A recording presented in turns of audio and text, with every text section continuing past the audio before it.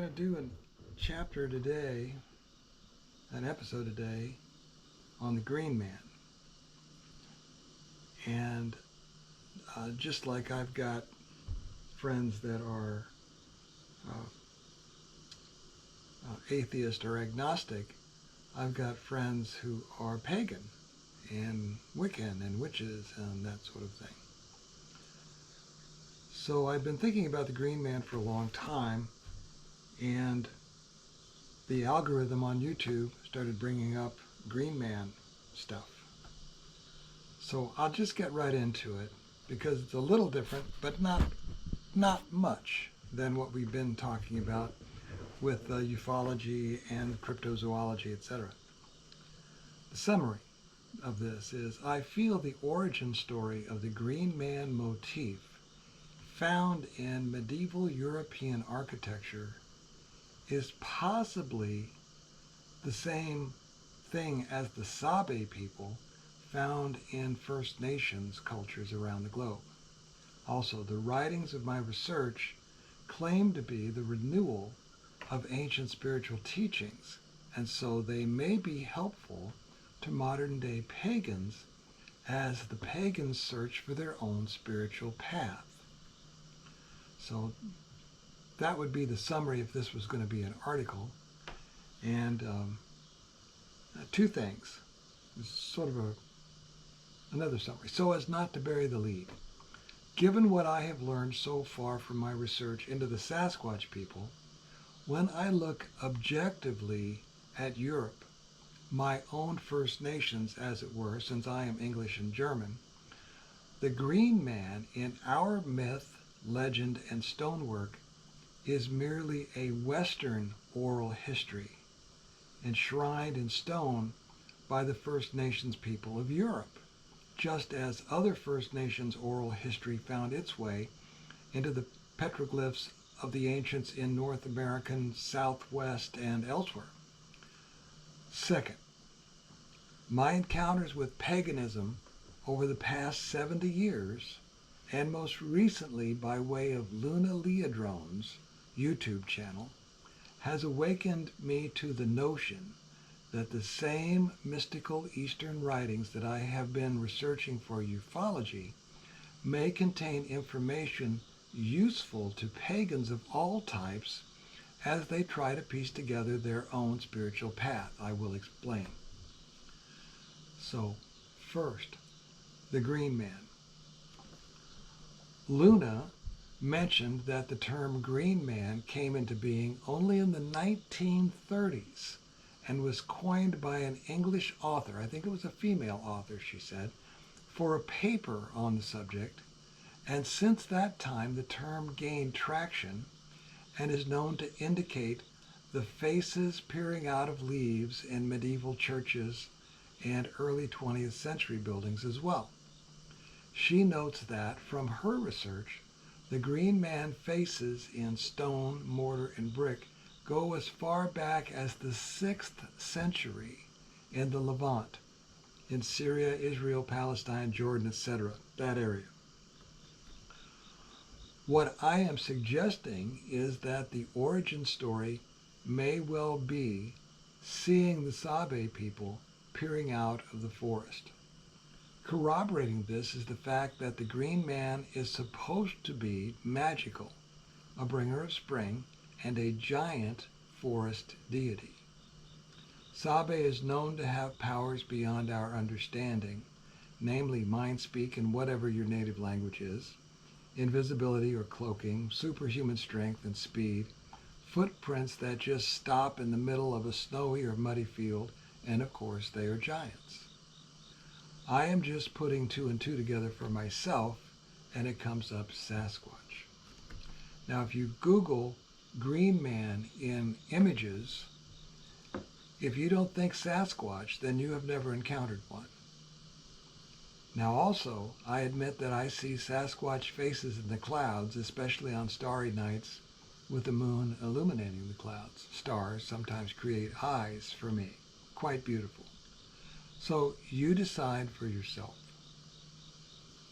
But also, I recommend any burgeoning witch of pagan to peruse, or pagan to peruse the How to Hunt YouTube channel only with an eye to the traits of the Sabe people that they might deem magical. If you do that, I'm pretty sure you will notice a few. A disclaimer here on all of this is I'm making no comment on other aspects of the Greenman myth, as it is now called, in myth, lore, or literature. The mind makes connections, creates, it changes and evolves ideas. All I am suggesting is the motif of the Greenman, the European motif, may well have its origin in fact, and that fact is itself fantastical, magical, amazing, and very, very real. So, I've been thinking about that for a while, and I really do recommend anybody interested in Sasquatch go to Google Images and type in Greenman, and you'll see some really nice Sasquatch images there that are not Sasquatch. They are Greenman, but boy, do they call to mind the Sabe people. Okay. Next, I want to offer a feast of spiritual ideas that pagans may find useful. Pagans. My definition of that is those who are seeking a spiritual path through being mindful of nature and through a renewal of the spiritual ideas of European society before they were overcome by Christianity. Pagan. Luna Leodrun said means rural, the country folk. They did not call themselves that, she said. It became a derogatory term under Christianity, but has since lost its sting in modern times. Luna was saying on her YouTube channel that since there are no written texts from the Druids, etc., pagans must find their own way as they seek a natural spiritual path, and that she follows her own intentions in that regard. Given that pagans are not looking for a monotheistic faith necessarily, I would ask them to ignore the mention of God in the following excerpt from the Baha'i writings and listen with their heart as it says this, quote, "And yet, in the sight of God, these common people," italics I put in myself, I printed this, "these common people are infinitely superior and exalted above their religious leaders who have turned away from the one true God. The understanding of his words and comprehension of the utterances of the birds of heaven are in no wise dependent upon human learning. They depend solely upon purity of heart, chastity of soul, and freedom of spirit. This is evidenced by those who today, though without a single letter of the accepted standards of learning, are occupying the loftiest seats of knowledge. And the garden of their hearts is adorned, through the showers of divine grace, with the roses of wisdom and the tulips of understanding. Well is it with the sincere in heart for their share of the light of a mighty day." End of quote. Common people, birds of heaven, purity of heart, chastity of soul, freedom of spirit, today. Just the whole thing.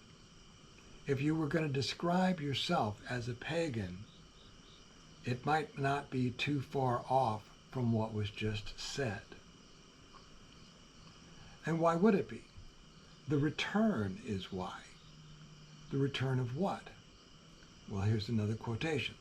"The coming of each manifestation of God brings renewal and revitalization."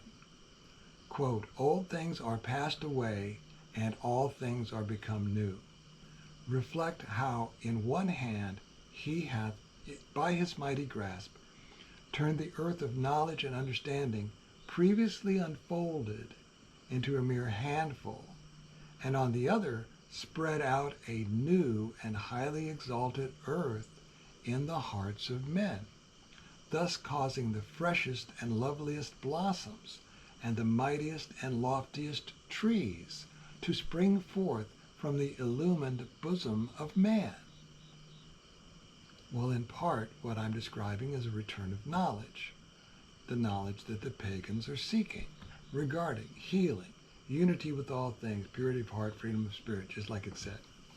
From the Luna episode, she mentions intuition, simple spells, healing and gratitude, being mindful, spiritual rituals, perhaps an altar, and increasing wonder and amazement.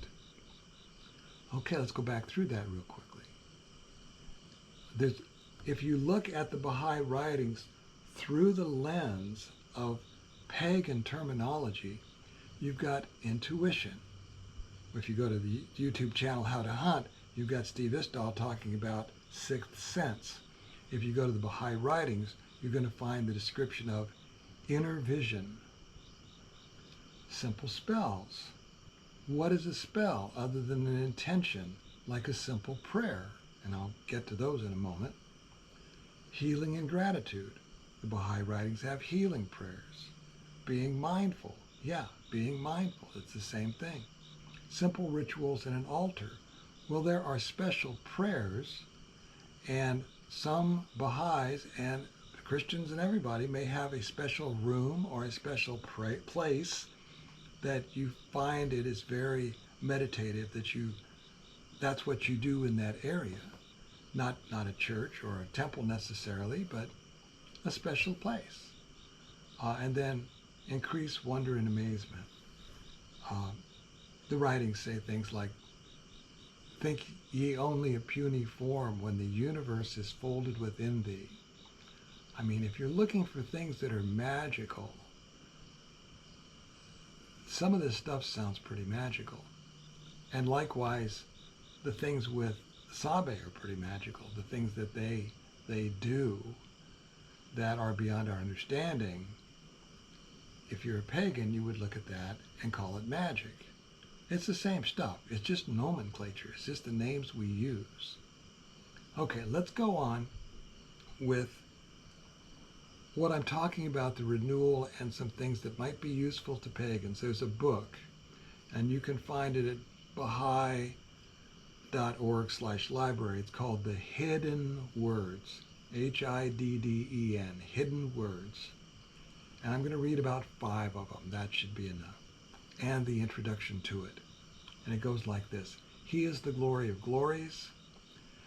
And talking about what he's about to put down in writing, he says, Baha'u'llah says, this is that which hath descended from the realm of glory, uttered by the tongue of power and might, and revealed unto the prophets of old.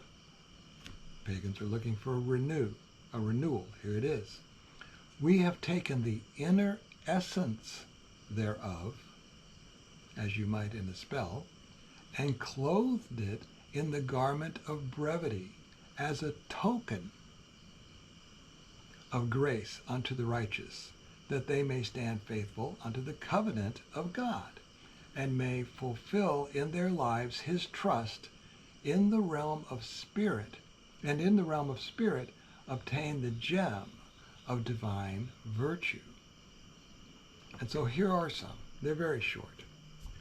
Number 1, from the book. It's actually number 1 in the Hidden Words. O son of spirit, my first counsel is this. Possess a pure, kindly, and radiant heart, that thine may be a sovereignty, ancient, imperishable, and everlasting. Possess a pure, kindly, and radiant heart, that thine may be a sovereignty, ancient, imperishable, and everlasting. I would think it would be hard for a pagan to find anything wrong with that. Number 2, O son of spirit, the best beloved of all things in my sight is justice. Turn not away therefrom if thou desirest me, and neglect it not, that I may confide in thee.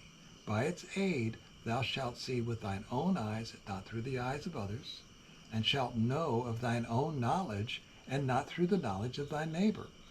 Ponder this in thy heart, how it behoveth thee to be.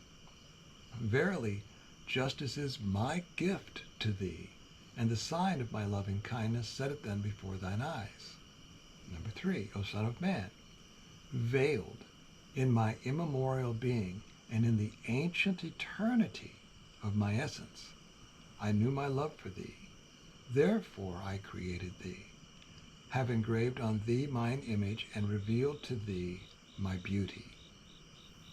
I think that is something that pagans are interested in, finding the image of the creator of all things and having beauty revealed. Okay, let's go on. 11.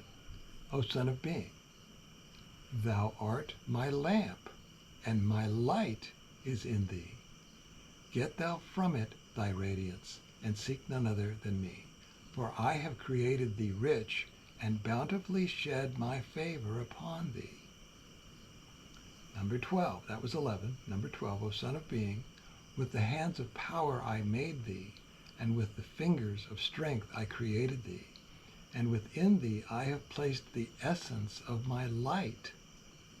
Be thou content with it, and seek not else, for my work is perfect, and my command is binding. Question it not, nor have a doubt thereof. I am hoping that if you are trying to follow the pagan path for yourself, you might see some of your spiritual goals reflected in what I just read. As I said before, you can go to baha'i.org/library. When you do, remember this about the Baha'is and the Baha'i writings that you'll be looking at. The Baha'i Faith is not imperialistic. Its laws do not apply to you. It is not judgmental. There are no priests or clergy or pope. You cannot give it money. You cannot give money to the faith, and they cannot ask for money from you. And its writings, the hidden words, and anything else you might find at the Baha'i Library, are a gift to mankind. So they are yours already. You just didn't know you had that gift. But they are yours already. So make of them whatever you wish. Take from them what you wish and ignore the parts that you don't care for. When I worked at the Baha'i World Center in Haifa, Israel, I was there for 3 years. And when you first get there, you're coming from whatever culture. There were people from 65 different countries there. And a lot of them were kids. I was older, but a lot of them are youth. And one of the hands of the cause of God, this is in a person appointed to take care of the faith. And he said, look, if you're reading the writings and you feel like it's setting a standard that you don't think you can attain to, and it's making you feel bad, Mr. Furatan said, stop reading those writings. Go read the writings that make you feel good. And see, as if you're following a pagan path, you don't have to worry about any of the writings that don't make you feel good. Ignore them. They may be talking about something in a way that you're just not looking at that from the right perspective. So ignore the parts you don't. But this renewal of the spiritual truth,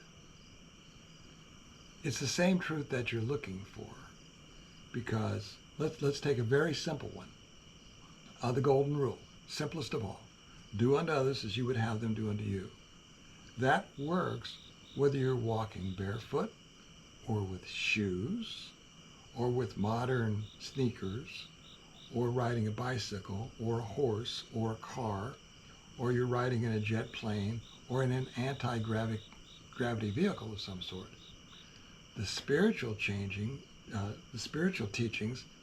are eternal. They are always the same. The things that change are the social teachings. And so it's just another place to find spiritual truth. Don't worry about the social teachings. You'll find the eternal spiritual teachings in there all laid out for you.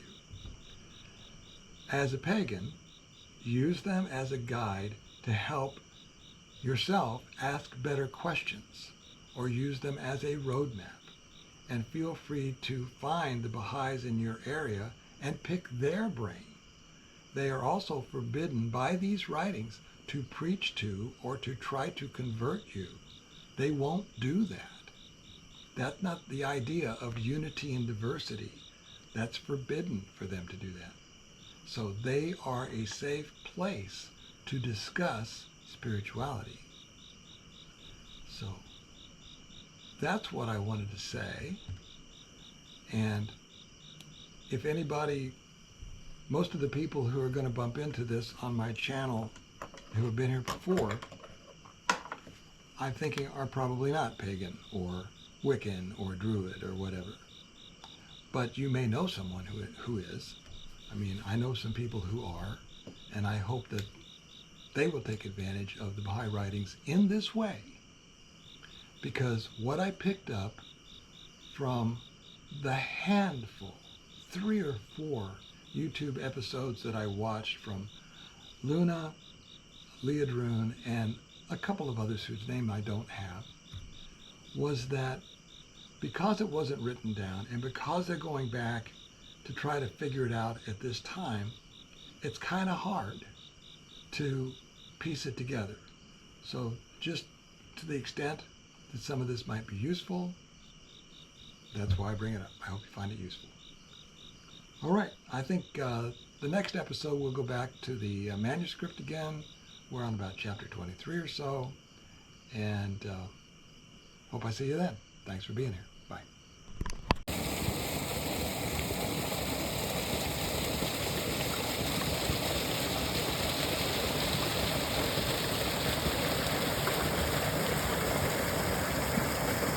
Super cool.